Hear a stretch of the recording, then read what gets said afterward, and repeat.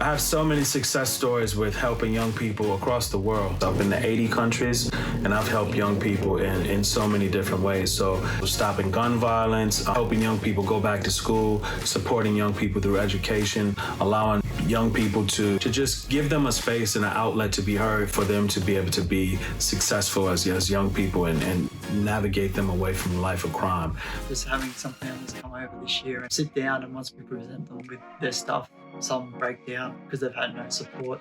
You're very super appreciative, and those are the moments that you find out all your hard work's worth it. I love, hearing that young person's going to their first job interview, and one of our youth workers is supporting them to get prepared for that. For our Positive Futures program, a young person that hasn't been at school for 18 months has started attending school regularly because of the intervention that we were able to make, and getting phone calls from schools that we work with just saying how important our work is for their community, not just for those individual young people, but for the whole school.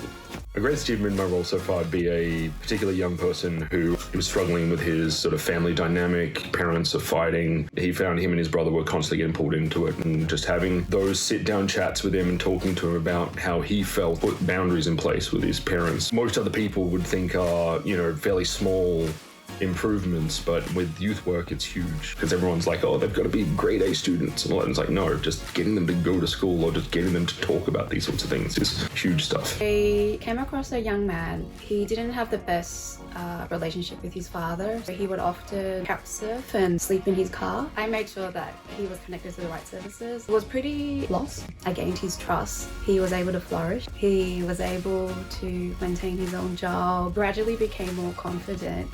Families, your mum, your dad, your siblings. I think the achievement is just the small ones of engaging back to school, reunifying with family, the relationship between the parents, the siblings, so that connect, I think is the connection back to family.